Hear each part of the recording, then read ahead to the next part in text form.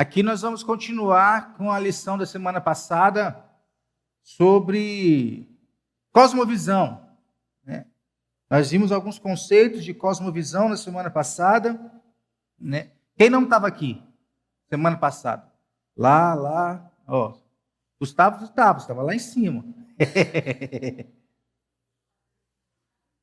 Mas vamos fazer aqui então um resumo bem rápido do que nós falamos semana passada, para a gente poder continuar aqui essa semana, e eu acho que nós não vamos acabar hoje ainda, porque é muita coisa. Nós vamos ainda falar sobre esse conceito, essas definições, na semana que vem, em nome de Jesus. Vamos orar? Feche os teus olhos, peça para Deus, fala assim: Deus, ilumina minha mente, tanta coisa boa nesse estudo que eu preciso aprender, o meu coração precisa aprender, e que seja isso que aconteça nessa manhã, em nome de Jesus. Senhor, nós queremos te louvar, Deus, nesta manhã, pela tua palavra, meu Pai, que é viva e eficaz, Deus, e pode penetrar lá no fundo do nosso coração, Deus. Que isso aconteça nessa manhã, Deus. Senhor, fale conosco aqui nesse assunto tão importante para a vida da igreja, tão importante, Deus, para o corpo de Cristo, o corpo do Senhor.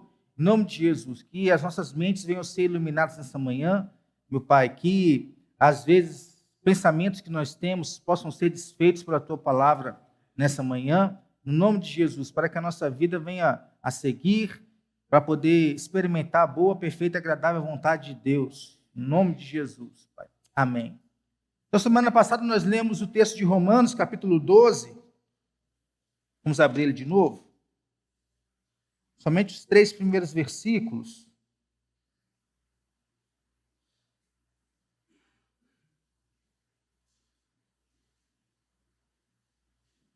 Vai dizer o seguinte: rogo-vos, pois, irmãos, pela misericórdia de Deus, que apresenteis o vosso corpo por sacrifício vivo, santo e agradável a Deus, que é o vosso culto racional. E não vos conformeis com este século, mas transformai-vos pela renovação da vossa mente, para que experimenteis qual seja a boa, agradável e perfeita vontade de Deus. Porque, pela graça que me foi dada, digo a cada um dentre vós, que não pense de si mesmo além do que convém. Antes, pense com moderação, segundo a medida da fé que Deus repartiu a cada um. Então, nós vimos aqui todo o contexto que Paulo fala aqui de Romanos 12. Romanos 12 em diante, aqui uns assuntos bem práticos que Paulo ele vem a nos dar aqui. Até o capítulo 11, ele vem falar sobre teoria, ele vem falar sobre doutrina, ele vem falar sobre o que Cristo fez por nós. Romanos capítulo 5, ele diferenciação entre o primeiro Adão, que era o próprio Adão, e o segundo Adão, que era Jesus Cristo. A diferença deles, né, como que eles, né, se entregaram a Deus. E a partir agora do capítulo 12, Paulo vem trazer para nós mais um texto prático, como a gente deve viver a nossa vida, né? E nós falamos semana passada, pode passar aí na transmissão aí também, o slide. Ao tratar de cosmovisão cristã, nós vamos estudar sobre como nossa fé cristã pode e deve moldar nossa compreensão acerca dos mais variados aspectos da vida. Então, a nossa mente, primeira coisa, ela não é moldada pelo que o mundo ensina, pelo que a televisão ensina, pelo que a internet ensina, pelo que o Instagram ensina, o YouTube ensina. Não, a nossa mente, ela é moldada pelo que a palavra ensina, pelo que a Escritura ensina. Então, o papel, nós vimos semana passada, o papel da cosmovisão trata da necessidade de coerência intelectual que a nossa mente racional tem, porque todos nós pensamos. Está pensando o tempo todo, acordou, está pensando. Até dormir, você está pensando, está sonhando. Então, nossa mente, ela trabalha o tempo todo. Só que há muitas incoerências. Algumas incoerências nós podemos ver no contexto de eleição que nós passamos.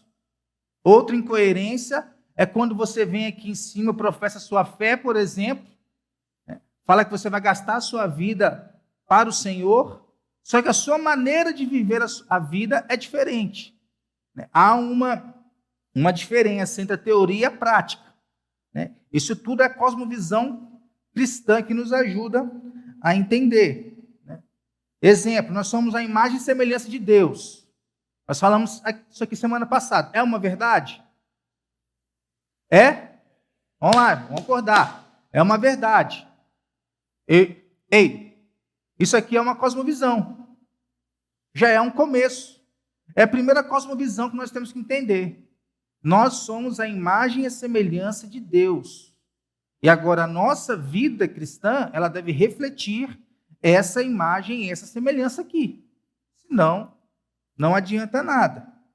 É a primeira cosmovisão que a gente tem que ter em mente. Nós somos imagem e semelhança de Deus. Nós trouxemos aqui algumas definições sobre cosmovisão, composto por dois termos, duas palavras aí, cosmo, né? De onde vem aquele material que as mulheres gostam, né? A minha mulher não precisa que ela acorde, ela já é linda por natureza. Vocês precisam. A maquiagem, não é? Para ficar mais bonita. Isso vem da palavra cosmo, mundo. Cosmético, vem dessa palavra aqui. Cosmo. E visão, que é a forma que você enxerga o mundo. Como expressa a ideia de universo, mundo, totalidade. Então, cosmovisão, resumindo, é a maneira como nós enxergamos o mundo. Ô, Varão, dá para dar um upgrade tá dando uma ressonânciazinha aí para nós? É a maneira como nós vemos o mundo. Conceito básico de cosmovisão, né? E todos nós temos uma cosmovisão que direciona nossas decisões e prioridades. Talvez a sua cosmovisão veio lá do seu pai, lá do seu avô, lá da sua família, lá do lugar onde você veio, do lugar onde você mora. Talvez venha daí. Mas todos nós temos alguma coisa que nos impulsiona a viver. E aonde que estão as nossas cosmovisões, né? Qual a definição de cosmovisão? Conjunto de crenças sobre os mais importantes temas da vida. Temas da vida: família, política, ciência, artes, educação, segurança. São temas da vida. E a cosmovisão vai nos oferecer um modelo, um mapa da realidade para poder estruturar a forma com que nós pensamos sobre essas áreas da vida. É a maneira como enxergamos a vida, a realidade ao nosso redor, seja em indivíduo, seja em grupo. E é crença. Porque todo crente tem e muda sua cosmovisão a favor de Deus ou contra Deus. É isso que acontece. Ou a nossa cosmovisão é a favor de Deus, a forma com que nós enxergamos o mundo é a favor de Deus ou é contra Ele. Não existe em cima do muro. Ou é de um lado ou é de outro. Então as nossas cosmovisões habitam lá no nosso coração. Nós costumamos pensar, nós costumamos ir aonde o nosso coração quer ir e o que o nosso coração quer pensar. Não adianta tentarmos fugir disso. A agenda do nosso coração é pautada por aquilo que ele mais se interessa. Então, se eu não me interesso em estar na igreja aqui às 9 horas da manhã, meu coração não está interessado nisso, eu não vou estar.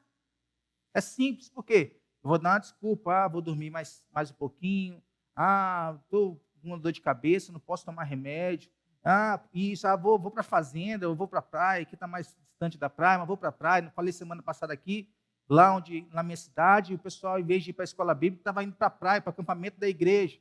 Eu falei com o pastor, fecha o acampamento no domingo, porque isso não é certo. Né? É por quê? Porque o coração queria ir para a praia. O coração quer ir aonde a pessoa está indo. Então, porque é no coração que as questões centrais da vida se decidem. Provérbios diz o quê? Guarda. Por que guarda o teu coração? Porque dele procedem as coisas da vida. Então, a prioridade máxima da nossa agenda é o nosso coração. É lá que os nossos compromissos são feitos. Então, nós vimos também que o que envolve uma cosmovisão. Alguém lembra? Que estava aqui semana passada? Não, né? Primeira coisa, nossa cosmovisão envolve comprometimento. Nós damos a vida por aquilo que nós amamos. É uma forma de enxergar o mundo. Tem alguém na transmissão aí, Gustavo? Dá uma olhadinha aí. Deixa os meninos aí. Vai. É história ou conjunto de pressuposições que a nossa mente pensa. Às vezes vem lá do nosso pai, vem lá do nosso avô, da nossa avó, da nossa família, que trouxe uma tradição para a gente, até na igreja. Né? Tem muitas coisas que acontecem na igreja que é tradicionalismo, que veio lá de trás, e que as pessoas acham que tem que ser mantido até os nossos dias. Né? O mundo evolui, as pessoas evoluem, mas a igreja tem que continuar naquela mesma coisa de 1.500 anos atrás. Nossas cosmovisões são verdadeiras e falsas. Né? Às vezes nós temos aquele pensamento que ninguém tira da nossa mente, porque nós julgamos ser verdadeiros. Elas são conscientes ou subconscientes. E elas são consistentes ou inconsistentes. Porque você pode conversar com a pessoa, trazer ela para a palavra de Deus, e ela pode mudar a sua cosmovisão. Se acontece isso, a cosmovisão dela não é consistente, é inconsistente. Então, isso tudo envolve uma cosmovisão. E é um alicerce pelo qual nós vivemos, nos movemos, existimos. Se nós dizemos que temos a Bíblia como a nossa única regra de fé e prática, o que eu estou dizendo? Ela é meu alicerce. É por ela que eu vivo, que eu me movo e que eu existo. Não é por nada mais, somente pela palavra de Deus. Nós vimos as funções da cosmovisão, quais são? Mostrar a maneira correta de viver. Os babilônios, quando foram levados para os babilônios não.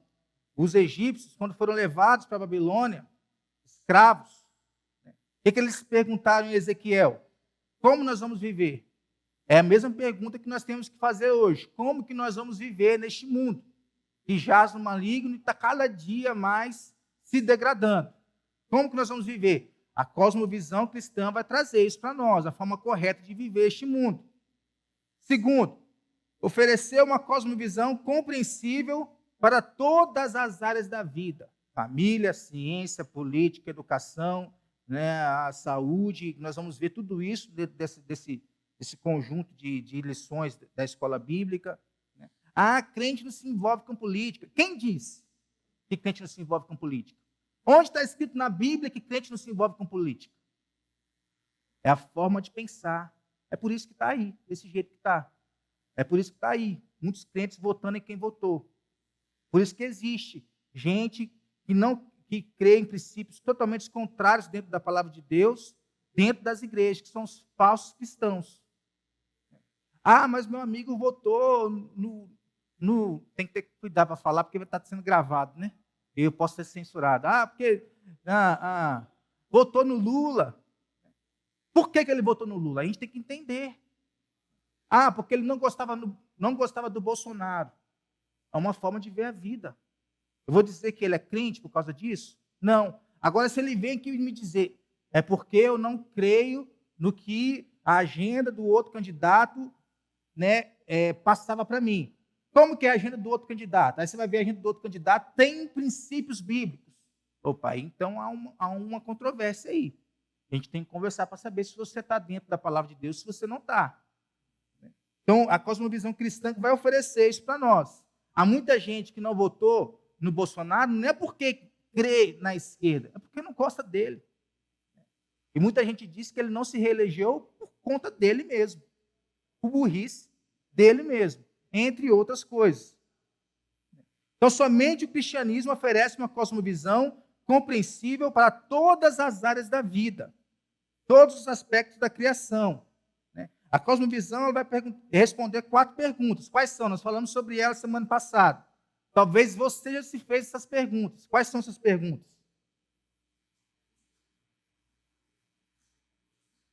Mineiro fala assim: quem sou?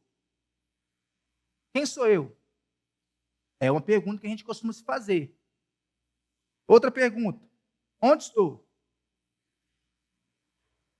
De onde vim? Para onde vou? Tem gente que não sabe. Gente cristã que não sabe para onde está indo. Nem de onde veio.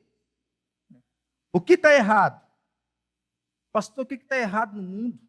Por que há tanto mal no mundo? Por que as crianças sofrem? Por que há fome no mundo? Como que eu entendo o mal do mundo? E uma outra pergunta: qual que é a solução, então, pastor? Como que eu encontro salvação? Isso tudo é cosmovisão cristã que vai trazer para nós essas respostas para essas perguntas. Nós vamos ver aqui. Terceira, construir uma ponte entre as cosmovisões. é uma outra função. Deve entender o choque de cosmovisões que está mudando a face da nossa sociedade. A sociedade está evoluindo. Os homens estão evoluindo, né? Mas, quanto mais tecnologia, mais estúpido o homem fica. Essa é a verdade. Mais boçal o homem fica. Essa é a verdade. Né? Então, as pessoas costumam falar, mas o mundo é tecnológico hoje, o mundo está muito melhor. Em tecnologia, sim, mas em mente está só degradando, só retrocedendo. E nós, como cristãos, devemos estar preparados para responder quando as pessoas se tornarem desiludidas com as falsas crenças e falsos valores e começarem a buscar as verdadeiras respostas. O que eu estou vendo de crente falando isso, isso me tira do sério. Né? Sexta-feira mesmo eu ouvi isso de um varão aí crente já de anos. Porque tem gente, se vier me pedir ajuda, né, e eu souber que ele não votou no que eu votava, eu não vou ajudar ele não, vou fazer o L para ele. Meu Deus, gente. Que coração cristão é esse? Porque não traz a pessoa, ajuda ela a entender o que ela fez não é correto. Né? A gente quer rebater com vingança. Você não me ajudou, eu não vou te ajudar. Que coração cristão é esse, gente? Se a gente não tiver uma cosmovisão correta do que é a vida, do que é o cristianismo, a gente vai fazer assim, o tempo todo.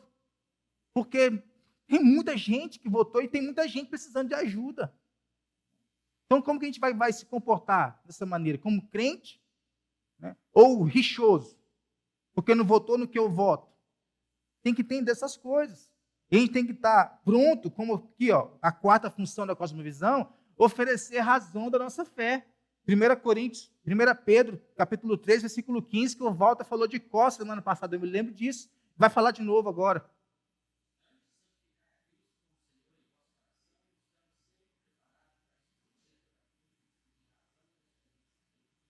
Qual que é a razão da esperança que há em nós? Às vezes a gente não sabe responder isso. Qual que é a razão da esperança que há em nós? Aí a gente vai colocar nossa esperança em quem? Em homem, em um governo, né? No meu trabalho, na minha família, né? Qualquer coisa. Em qualquer coisa, porque a gente não sabe qual que é a razão da nossa esperança. Hoje nós vamos falar um pouco sobre esperança dentro dos relacionamentos. Quando a gente não sabe responder porque aquelas 4 perguntas, a gente se envolve com as pessoas de qualquer jeito. Né? E aí, depois a gente se decepciona. Deus não presta. Senhor, por que isso comigo? Entre outras coisas, porque a gente não sabe responder à razão da esperança que há em nós. Então, nós devemos saber qual que é a nossa cosmovisão, por que nós acreditamos nela. Ter entendimento das cosmovisões contrárias do mundo, que nós vamos ver muitas delas aqui hoje, para a gente poder responder qual que é a razão da nossa esperança. Então, a palavra responder, que tem nesse texto de 1 Pedro, ela vem do grego apologia, é uma defesa, uma justificação daquilo que nós acreditamos. Quando um advogado vai lá defender alguém em um júri, ele está fazendo isso aqui. A apologética, a defesa, né? Mas a apologética é a defesa da fé. Lá ele está defendendo o direito, defendendo a pessoa. Nós defendemos a nossa fé. É da onde vem as funções da cosmovisão. E agora nós vamos ver os tipos de cosmovisões. Quais são? Né? Dentro de 2 aspectos. Cosmovisões cristãs e cosmovisões não cristãs. Dentro desse aspecto aí. São esses 2 tipos. E aí dentro desses 2 tipos tem um monte que talvez você nunca ouviu, mas está entrando dentro da sociedade, está entrando no meio da igreja e tem muita gente se envolvendo com elas. Começando pelas cosmovisões seculares, né? Não bíblicas, vamos assim dizer. Porque se eu falar aqui secular, dependendo do que eu estou falando, eu vou cair dentro de uma cosmovisão aqui que nós vamos ver. Então, as escrituras nos falam a respeito da cosmovisão do ímpio ou do mundo. A cosmovisão antibíblica. Salmo capítulo 1 vai fazer a distinção de quê? Um homem que serve a Deus e um homem que não serve a Deus. O crente e o ímpio. Salmo 1. Por exemplo, Salmo 10, versículo 4. Alguém abre e lê para nós, por favor.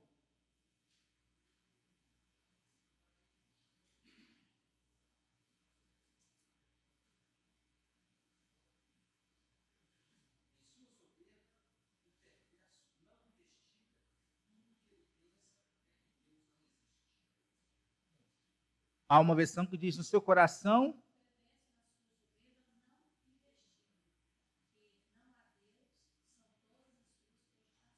que não a Deus são todas as suas cogitações. A versão que eu volto a ler é boa, qual que é? NAA, Nova Almeida atualizada. Né? Mas olha como o ímpio, para o ímpio, não a Deus. Olha como que ele enxerga o mundo, é uma cosmovisão. Né? O homem que tem uma crença firmemente arraigada no coração de que Deus não existe. Como que ele vai agir? Bonzinho? Não, ele vai agir com arrogância, cobiça, soberba, todo tipo de maldade que há dentro do seu coração. É assim que ele vai agir. Por quê? No seu coração não há Deus. Se não há Deus, não há moral, não há bondade, não há nada dos atributos comunicáveis de Deus. Então, Paulo, Romanos capítulo 1, é primordial para a gente poder entender muita coisa dentro do contexto do nosso mundo. Por exemplo, Paulo expõe lá detalhadamente a rejeição da verdade de Deus, versículo 23 e 25, a imoralidade sexual, a toda sorte de perversidades. Homens ímpios criam para si um ambiente de incentivo à iniquidade, ou seja, o pecado, que influencia outros e cauteriza suas consciências culpadas. Romanos capítulo 1 vai dizer lá para nós como que isso tudo acontece. Já acontecia naquela época e continua acontecendo hoje, não é algo novo. Então, por meio da evolução, não estou falando aqui, não é aquele conjunto de crenças, é uma cosmovisão também, que nós não vamos ver aqui, vamos ver outras. Né? Mas a evolução, estou falando, é passar do tempo. A humanidade se emancipou, é uma verdade, e abandonou a superstição de Deus, usando a tecnologia para tornar a vida humana mais confortável. Tem gente até que usa a tecnologia para poder ficar em casa. Usa a tecnologia para poder não ter comunhão. Assiste ali um culto, achando que tem comunhão, mas não tem comunhão nenhuma. Tendo comunhão somente com o computador, com o celular, com a televisão. Mas comunhão, de fato, não tem. Tem gente que não entende que isso hoje não é para os crentes. Nós estamos gravando aqui. Isso aqui não é para vocês. Isso é para alcançar pessoas. Vocês podem lá olhar? Podem ver, podem curtir, podem compartilhar, pode. É muito importante isso. Mas isso é para alcançar aquele que não tem Cristo. É a primeira coisa, o primeiro papel disso, é alcançar aquele que não tem Cristo. Não é para o crente se acomodar com isso, de forma alguma. Né? Mas é o que acontece, as pessoas usam a tecnologia para dentro do seu coração dizer, não a Deus. Eu não preciso ter comunhão, eu não preciso ir para a igreja. Por quê? Porque eu tenho aqui na internet. Então, cada vez que o mundo vai evoluindo, tecnologia, o ser humano ele vai se degradando mais e mais. E em nossos dias, essa cosmovisão antibíblica que coloca o homem no lugar de Deus, manifesta-se de maneiras diversas. E eu trouxe aqui para nós 10 dessas cosmovisões aqui. Talvez a gente não termine hoje. É provável que isso não aconteça. Que horas agora? 9h39. E aí você vai vendo aqui, talvez você nunca ouviu falar do que eu trouxe aqui. Mas você pode perguntar aí, se eu souber responder, eu vou te responder. Se eu não souber, o Google sabe, eu vou lá no Google e vou tirar a dúvida lá e depois eu trago a resposta. Né? Mas vamos começar aqui. Deísmo. Alguém já ouviu falar sobre isso? Cosmovisão deísta. O que isso significa? Né? É a ênfase de que o conhecimento ele vem da razão, não da revelação. Então, tudo está aqui. Tudo que você conheceu, tudo que você conhece, tudo que você conhecerá, está aqui. É o que podemos chamar de religião natural, em distinção com a religião sobrenatural. Né? A religião da Bíblia, ela é natural ou sobrenatural? Sobrenatural. Há alguém aqui que não crê em milagre? Há alguém aqui que não crê em cura? Eu creio nisso tudo. Mas tem que estar pautado na Bíblia. Se não estiver pautado na Bíblia, aí é diferente. Né? Mas o deísmo não. O sobrenatural não existe. Milagre não existe. Cura não existe. Transformação de vida não existe. Porque a transformação se dá na mente. Então defende a ideia de que existe uma primeira causa que criou o mundo e criou leis imutáveis, ou seja, elas não mudam, e universais. Todo mundo. Então, qual que é a primeira causa do deísmo? Está lá, é Deus, está certo. Mas e o restante? Eles pensam o quê? Deus criou, está lá, tudo certinho, sétimo dia descansou, quando ele acabou de descansar, partiu. Ele criou, mas logo depois abandonou a criação, deixando ela entregue às leis naturais, às leis da natureza, às leis dos homens. E Deus está longe. O universo é visto como um relógio imenso que funciona por si mesmo, sem necessidade da intervenção divina. Deus não pode intervir no que acontece na nossa vida. Por que ele não pode intervir? O que ele fez? Ele é visto como um relojoeiro. Criou tudo, botou corda no relógio, partiu, e o relógio está lá, rodando. Porque a nossa mente que muda as circunstâncias da nossa vida. É a razão que faz isso. Então, exclui, por exemplo, a Bíblia de autoridade. A Bíblia não é autoridade na nossa vida. O que é autoridade na nossa vida? A nossa mente. Aquilo que nós pensamos. Afirmações básicas do deísmo. É a cosmovisão do Deus ausente. Deus está longe. Deus está ausente. Deus ele é transcendente. Transcendente vem da palavra transcender, que é estar longe, que eu não posso alcançar. Mas não imanente. Imanente é aquilo que está perto, aquilo que está dentro. Deus ele é tanto um quanto o outro, mas eles pensam que não. Ele criou o universo, mas deixou o universo funcionar por conta própria. Então Deus é um ser distante, alienado e alheio a tudo que acontece na nossa vida. Aconteceu algo de ruim com a nossa vida, culpa da nossa mente, culpa da nossa forma de pensar. Deus não tem nada a ver com isso. Deus está longe. A gente tem que se virar por aqui. O deísmo, então, é um ateísmo prático. Creem que Deus existe, mas vivem como se ele não existisse. Vamos ver um pouquinho mais sobre isso lá na frente. Outra crença, o universo é um sistema fechado. Não existe milagre. Não, milagres não existem. Não há qualquer intervenção direta de Deus na ordem natural. Deus não para de trabalhar. João 5,17. Meu pai trabalha, eu trabalho até agora também. Eles acham que não existe isso. Deus não para de trabalhar. É o que a Bíblia diz. Porque Deus está preservando, agindo e governando todas as coisas. Mas quem pensa dessa forma não acha que está acontecendo isso. Então, se o mundo é natural, normal e não decaído, então Deus se torna responsável por todas as coisas. Ué, mas ele não está longe? Como que ele é responsável por todas as coisas? Se tudo que for certo, se tudo o que for é certo, então não existe mal. A ética ela é destruída. Eles vão negar princípios básicos da palavra de Deus. Trindade, encarnação, milagres, autoridade da Bíblia. Qualquer ato redentor, sobrenatural da história, é negado. Tudo acontece na nossa mente. A revolução acontece na nossa mente. Segunda coisa, naturalismo. Como a palavra mesmo já nos infere, tem a ver com a natureza. Então ainda Deus é mais reduzido. Deus não existe. Ele pede a sua existência. Como que o mundo foi criado? Quais são as afirmações do naturalismo? A matéria existe eternamente e é tudo que há. Então o mundo foi criado da matéria. Que já existia. Mas quem criou a matéria? A matéria é eterna. Ela não foi criada. Então Deus não existe, não há criador. O mundo foi criado pela matéria.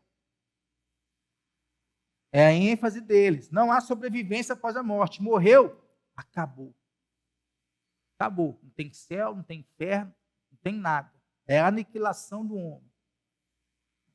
Nega qualquer valor absoluto. Então não consegue achar nenhum fundamento para tais valores em um mundo que consiste somente de matéria e energia. Então os valores são construídos pelos seres humanos. O que é um valor lá 10 anos atrás, hoje não é. E provavelmente não vai ser o mesmo daqui a 10 anos. As coisas vão mudando de acordo com a sociedade, ela vai mudando. A ética é situacional e local. Já ouviu falar aquela expressão? O que importa é o amor. Você pode continuar vivendo a sua vida pecadora. O que importa é que Deus te ama. A ética é pautada na situação. Então, vou lá. Um assunto que deu polêmica aqui 2 semanas atrás. Adulterei. Ninguém viu. Ninguém sabe. O que importa é o amor. O que importa é o amor. Não importa se ninguém sabe ou se não sabe. O que importa é o amor. O Espírito Santo está lá, né? Está de fora. O que importa é o amor. Então o Espírito Santo está de fora. Não, pode continuar fazendo isso aí 2, 3, 4, 5 vezes. Se ninguém vê, o que importa é o amor. Então o amor ele é situacional, de acordo com a situação. Se me fere, não existe amor. Mas se não me fere, o que importa é o amor. Então é assim que essa pessoa que pensa, essas pessoas pensam. E há muita gente que pensa assim, viu? Não se engane, não. Até dentro das igrejas. O cosmos, o mundo, existe como causa e efeito em um sistema fechado. Ele não está aberto para ser reorganizado por um ser superior. Não. Ou pelos seres humanos. Não. O que muda o mundo é a natureza, é a forma com que o mundo ele vai se desenvolvendo. Naturalismo. Os seres humanos são máquinas complexas, guiadas por vários fatores, leis físicas e químicas, hereditariedade, meio social, aquela história lá que se você tem uma condição financeira melhor, né, isso veio lá dos seus antepassados. Você é um favorecido. Então, além de estar sempre à mercê de forças que nem sempre, né, consegue controlar. Ou seja, eu não consigo controlar um incêndio. Consigo? Não. É natureza. Incêndio acontece porque a natureza está se desenvolvendo dessa forma. Chuva, eu não consigo controlar aquela chuva torrencial que chega assim, fazendo estragos. É a natureza. Está acontecendo alguma coisa com a natureza. Então, sempre a natureza está em ênfase aqui. Para os naturalistas, o homem é um brinquedo na mão do destino e deve ser estudado cientificamente. O homem só serve para isso. A ciência vai entrar aqui para poder estudar o homem. Sexto aqui. A história é uma corrente linear de eventos ligados por causa e efeito. Você é uma realidade até bíblica isso aqui. Você colhe o quê? O que você planta.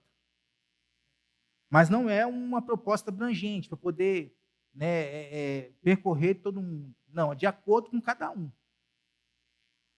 Exatamente. Olha a estupidez do homem. Nada contra você ter um cachorro. Nós temos até 2 irmãos ali que tem. Não é indireta. Mas chamar o cachorro de filho é a maior aberração que existe no mundo. Está comparando um cachorro, que é um animal sem a imagem de Deus, com uma pessoa que é a imagem e semelhança de Deus. Ela já começa por aí. O que importa mais? É o cachorro do que uma pessoa. Tem muita gente que dá vida. A semana passada teve um caso lá, uma pessoa mudou lá para o nosso apartamento, né? E aí tem um cachorrinho lá que ficou o dia todo latindo na nossa cabeça, a gente não conseguiu dormir porque o cachorrinho estava latindo o tempo todo. Aí nós fomos mandar uma mensagem para a pessoa. O que eu vou fazer? Porque eu tenho esse cachorro há muito tempo, eu trato ele como uma filha. Meu Deus. Não, gente, cada coisa no seu lugar. Você pode ter quantos cachorros você quiser, papagaio, periquito, gato, quantos você quiser. Mas comparar um animal com um ser humano, aí já é demais na minha cabeça. Aí já é demais a palavra de Deus. A Bíblia dá ênfase em pessoas, não em animal. Vai ter animal no céu? Com certeza, eu creio que vai. Mas animal não é salvo. O que é salvo é pessoa. Então, quando você vê um crente chamando cachorro, gato de filho, chama ele, conversa com ele, porque alguma coisa está errada na mente dessa pessoa. Não estou dizendo que é o caso lá não, tá? Estamos juntos aí. Eu amo a Leona, né? Mas como cachorro. Né? Ateísmo. Terceira cosmovisão aqui. Segundo John Stott, que foi um pastor muito influente na geração, a essência do pecado é a impiedade, a ausência de Deus. É a tentativa de livrar-se de Deus. E já que isso é impossível, a decisão de viver como se isso tivesse acontecido. Então a pessoa ela vive como se Deus não existisse. Ela é um ateu. Deus não existe. É a cosmovisão dela. É a forma com que ela enxerga o mundo. Quem é Deus para ela? Ela mesma.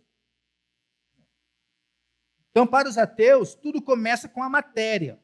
O homem veio da matéria, é um pouquinho parecido ali com o naturalismo. E afirmam que não existem evidências científicas para se provar a existência de Deus.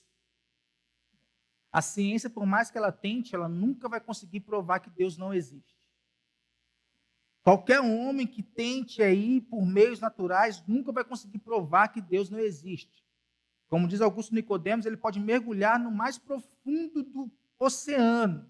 Quando ele chegar lá no chão do oceano, ele vai ver que Deus existe.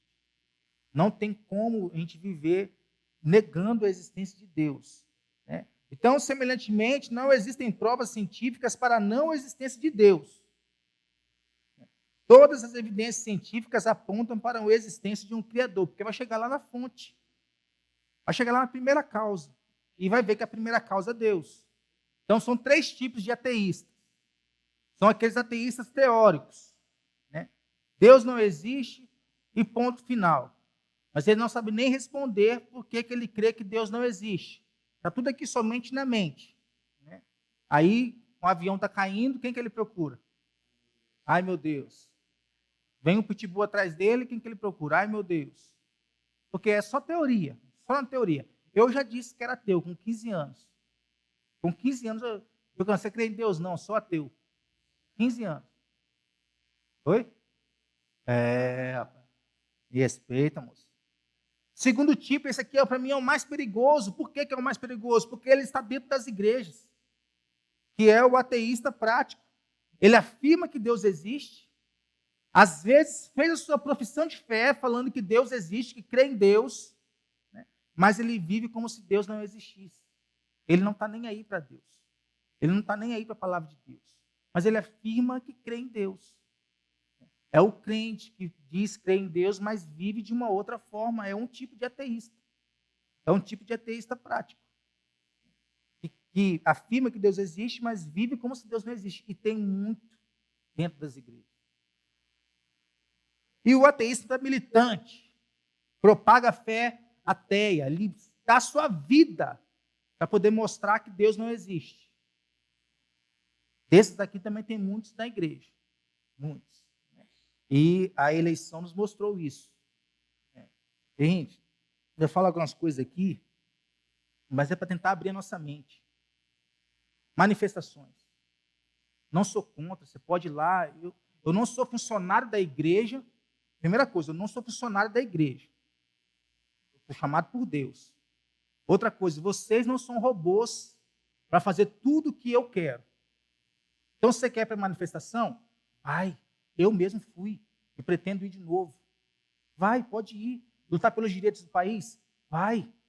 Você quer lutar por uma agenda de um candidato? Vai, faça. Mas se faz por um, mas não faz para Deus, é aí que está o problema. É aí que está errado. Quer manifestar para Deus, quer manifestar para a política, para o país, mas não quer entregar um panfleto na rua, fazer um evangelismo, aí que está o problema. São ateístas militantes que militam por aquilo que o coração deles quer militar. Mas o que deveria militar, na verdade, não milita. Vive de qualquer forma. Então, esses 3 tipos de ateísmo aqui, todos eles estão dentro da igreja. Todos eles. Tem muitas pessoas dentro da igreja pensando dessa forma aqui. Teóricos, práticos e militantes. Às vezes ama mais o seu time do que a Deus. Ou ama qualquer outra coisa mais do que a Deus. Dá a sua vida por aquilo. Mas dar a vida pelo Senhor, não dá. Aí eu fico imaginando, são estes que nesse contexto, né, que se acontecer o que nós estamos pensando, né, o que eu acho que vai acontecer, o que eu acho, achismo meu, não é a palavra de Deus, as coisas vão continuar como estão. O camarada lá vai assumir. Igrejas vão ser perseguidas, pode ter certeza. O que eu vejo de vídeo, eu vi hoje gente chegando na frente de uma igreja, 2 caras de moto, para dentro da igreja. O que eu acho? Esses aqui, quando vier qualquer tipo de perseguição religiosa, eles são os primeiros a dar linha, a dar corda. Porque o coração deles está em outro lugar. Na verdade, isso não é nem novo, né? Isso já existe. Vai ser mais disseminado. Mas o que eu falei aqui semana passada? Quais são os cinco valores da igreja? Adoração, serviço, evangelismo, comunhão e discipulado. Onde que a igreja mais falha? Eu disse aqui, no discipulado, no ensino. A igreja não está ensinando a maneira correta das pessoas viverem. Né? Aí eu falei o quê? Por isso que aconteceu o quê? Um monte de gente votando do outro lado. Porque a igreja falhou no ensino. Você não sabia dizer por que não podia votar no outro. Falhou no ensino. Aí eu falei o quê semana passada? O que nós podemos fazer para poder, pelo menos, tapar algumas brechas? Qual que era o lema da Reforma Protestante com relação à educação? Uma igreja, uma escola. O que as igrejas deveriam fazer agora? Pega junto os irmãos, cria um CNPJ, começa com uma creche na igreja. Por quê? A feminista, aquele que não crê em Deus, o ateísta, o naturalista, eles vão trabalhar, eles deixam seus filhos com quem? Qualquer creche, qualquer escola, por aí. Agora, se a igreja ela tem uma escola onde ela ensina princípios diferentes, e chegam crianças, como que a igreja vai se comportar? Ensinando essas crianças uma maneira diferente de se viver. É difícil fazer isso? É difícil fazer isso, porque nós não temos irmãos, porque é aquela máxima, crente não nasceu para estar em certos lugares da sociedade, o que é errado. Crente nasceu para estar em todos os lugares da sociedade. Nós vemos poucos crentes professores, poucos crentes nas universidades.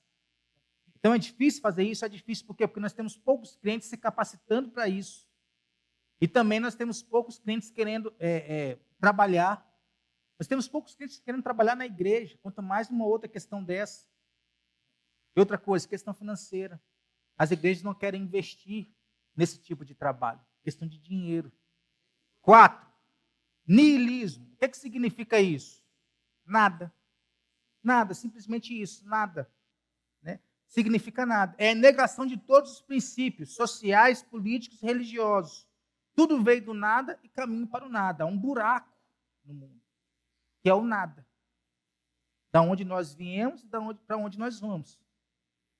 Nega todas as coisas, conhecimento, ética, beleza, realidade. Nada tem significado. A vida é uma angústia do vazio humano, sem valor, propósito, significado. Tudo é nada. A vida é um nada. Deus é nada. O mundo é nada. Vazio. E o que eles creem? Se o mundo é fechado, então a vida não tem sentido e o homem perdeu a sua dignidade, porque o homem é uma vítima e não pode ser responsabilizado por suas ações. Olha aí, tem alguma coisa parecida com hoje? A vítima da sociedade. Uma pessoa não age no mundo, mas é o mundo que age sobre ela. Ela é influenciada pela forma pela qual o mundo está agindo sobre ela. Então, se ela cresceu dentro de um contexto que eu cresci com 8 mulheres, o que eu tenho que ser?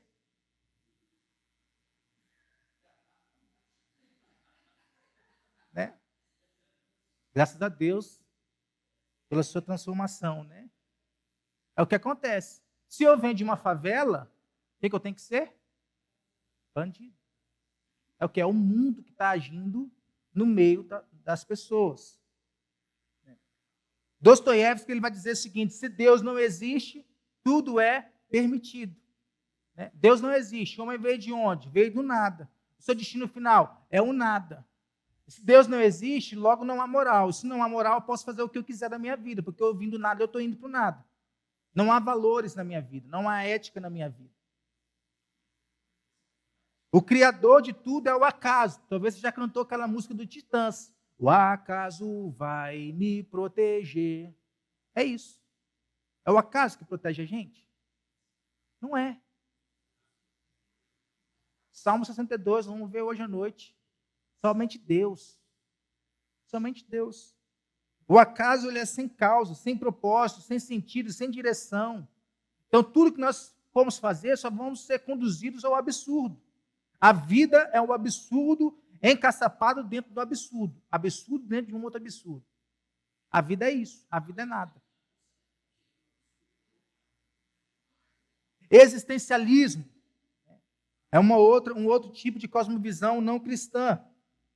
É a redução das pessoas a insignificantes engrenagens dentro do maquinário cósmico. O mundo é uma máquina onde nós somos as engrenagens. O que é o homem para o existencialismo? O homem é um ser cuja existência precede a essência. Ele não tem uma essência determinada, mas ele se faz em sua existência. O homem, ele nasce bom. E ele vai se mostrando mais bom ou menos bom de acordo com a forma que ele vai vivendo no mundo. Ele nasce como se fosse uma página em branco. E aí, com a sua vivência no mundo, essa página ela vai sendo riscada ou não. O homem é um ser pelo qual nada vem ao mundo. É um pouco o lado do niilismo. A pessoa autêntica deve revoltar-se e criar seus valores. Cada um pode criar os seus valores de acordo com aquilo que elas pensam do mundo. A pessoa que vive uma autêntica existência sabe da condição absurda do cosmos, mas se rebela contra essa condição, criando o seu próprio significado. Nós somos o que fazemos do que fazem de nós. Como que o mundo me atinge? O mundo me atinge assim. Então eu vou atingir assim. Ação e reação. Panteísmo, o que isso significa? Pan, no grego, tudo. Então, tudo é Deus. Se Deus é tudo e tudo é Deus, logo o verdadeiro eu do homem é Deus. A Beth é um Deus. Esse púlpito é um Deus. A cadeira é um Deus. A banana que eu como de manhã é um Deus. Tudo é um Deus. Tudo é Deus. Então, o universo inteiro, a natureza e Deus são o mesmo. Então, não há distinção criador-criatura. Tudo é Deus.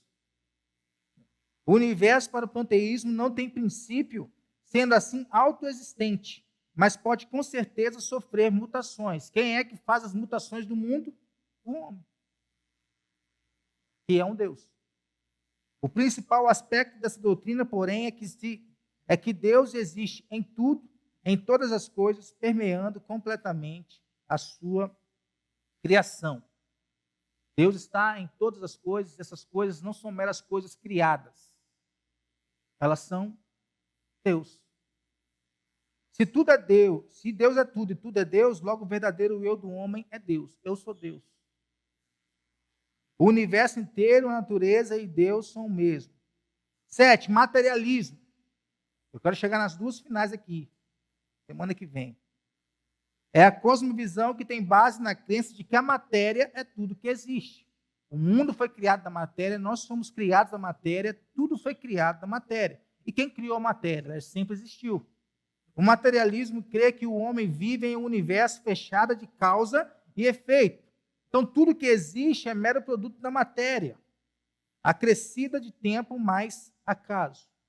Vai existindo, não é o homem que vai fazendo as coisas, é a matéria que vai fazendo o mundo. Parecido com o naturalismo. O materialismo alimenta o cientificismo moderno, que pressupõe que a única coisa que interessa à humanidade é aquilo que é sujeito à verificação empírica e à observação do homem. Conforme o homem vai vendo as coisas, o homem vai transformando as coisas, de acordo com a matéria. O único que fez coisas sem a matéria foi quem? Deus, pelo poder da sua palavra. Portanto, Deus cristão nem pode entrar em suas considerações, só rejeita totalmente o Senhor. Está longe. O evolucionismo tem tido um papel importante na validação desse sistema de pensamento, propondo uma origem para a vida e até para o universo a partir da própria matéria. Olha só que está envolvido: materialismo, evolucionismo, naturalismo, tudo dentro de um bojo só. Dualismo, e aqui é onde muitos cristãos eles se confundem um pouco. Por quê? Porque é a cosmovisão que vê a realidade por dois prismas distintos: sagrado e profano, bom, bem ou mal. Então a gente faz aquelas distinções: música de Deus, música do mundo. O diabo tem poder de criar alguma coisa? Não tem nada. Quem cria é Deus. Então não existe música do mundo. Existe música que você ouve porque você se identifica mais com seus princípios e valores, e músicas que você não ouve porque não se identifica com seus princípios e valores. Mas não existe música de Deus e música do diabo. Essa é a realidade. E é aí que a gente entra em confusões. Por quê? Porque se existe música de Deus e música do diabo, existe política de Deus e política do diabo. Educação de Deus e educação do diabo. Isso de Deus, isso do diabo. Tudo tem esse dualismo de Deus e do diabo, de Deus e do diabo, bem ou mal, bem ou mal. É por isso que o cristão não pode se envolver na política, porque política é um mal. Por isso que o cristão não pode se envolver na educação, por quê? Porque educação é um mal. Por isso que o cristão não pode fazer isso, por quê? Porque isso é um mal, e aquilo é um mal, e aquilo outro é um mal. Há sempre essa distinção de sagrado e profano, bem e mal. Deus representa o bem e o diabo representa o mal. Tudo que para mim não tem a ver com Deus é mal, é do diabo. Coisas básicas. Apesar de ser aceito por muitos cristãos, o dualismo ele não é uma expressão coerente de cosmovisão cristã. Por quê? Porque não forma uma visão unificada do mundo. Tem sempre separações. Aí você faz aquela pergunta: pastor, tatuagem é de Deus ou é do diabo? Aquela pergunta que o pastor já está enjoado de responder. É os dualismos que a gente cria. Usar brinco é de Deus ou é do diabo? O homem usar brinco. Usar cabelo grande é de Deus ou do diabo? Um piercing é de Deus ou do diabo? Bermuda é de Deus ou do diabo? Fui treinar com um amigo meu, de lá de Aracruz, esteve aqui no nosso culto domingo passado. Né, ele me chamou para fazer um treino com ele, que ele é maromba, eu não sou. Né, eu fui. Né. Aí chegou lá, ele estava de bermuda. Foi tirar a famosa foto no espelho da academia. Aí falei: vou postar. Posta não, porque eu estou de bermuda. Se o pessoal ele é assembleiano, da Assembleia Raiz. Né, se os meus líderes me verem lá uma foto de bermuda, eles vão brigar comigo. Por quê? O pensamento de usar bermuda é um negócio ruim, mal. Não é de Deus. Então, esses dualismos que acontecem. Aqui a fé cristã diz respeito a áreas como oração e valores morais, mas não tem relação com a carreira profissional e as artes, por exemplo. Não posso me envolver com arte. Qual que é a arte que é a arte de Deus e a arte do diabo? Há esses dualismos. Qual que é a carreira que eu posso seguir porque é uma carreira de Deus, e qual é a carreira que eu não posso seguir porque é uma carreira do diabo? Há esses dualismos aí. 9. Cheguei. Vai ficar para a semana que vem. Que é muita coisa. Muita coisa. Ideologia de gênero, que também está dentro das igrejas, infelizmente. Essas duas aqui, para mim, são as principais. Porque as outras, talvez você nunca ouviu falar, e talvez não faz diferença na sua vida. Sim, nós vamos ver isso. Nós vamos ver. A 9 e a 10, quais são? Ideologia de gênero e uma coisa que está acabando com a nossa sociedade. Deixa eu falar aqui, rapaz. Que é o tal do feminismo. 9 e 10. Né? Então, é algo que tem que sair da nossa mente, do nosso coração, mas está cada dia mais penetrando na mente das pessoas, no coração das pessoas. Amém? Vamos orar? Senhor, nós te louvamos, Deus, por tudo que nós vimos aqui hoje, aprendemos aqui hoje. Que o Senhor possa continuar falando ao nosso coração, que o Senhor possa continuar falando à nossa vida, Deus, como servos do Senhor, como filhos do Senhor, meu Pai, em nome de Jesus. Que o Senhor abençoe a igreja para que a igreja não caia em qualquer um desses tipos de pensamentos, Deus, mas que a igreja venha estar pautada na sua palavra e nela somente, Deus. Em nada a igreja ponha a sua fé que não seja na tua graça, na graça excelsa de Jesus, Pai. Em nome de Jesus, abençoe o nosso dia, nosso restante de dia, culto que nós teremos à noite, meu Pai, o louvor, a palavra, a comunhão que teremos aqui, que já estamos tendo e que teremos logo mais à noite, Deus, em nome de Jesus. Nos afaste a cada dia daquilo que a tua palavra se afasta, Deus, em nome de Jesus. E nos aproxime a cada dia daquilo que a tua palavra nos aproxima, Deus. O nosso coração seja guiado por isso, no nome de Jesus. Amém. Amém, irmãos? Deus te abençoe e te guarde.